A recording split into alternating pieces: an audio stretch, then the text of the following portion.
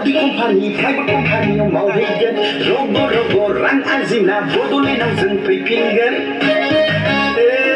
Sender company, di company, private company yang mau hidup rogo-rogo rang azina bodole nang zeng pripinggan Kala-kala cinta lah,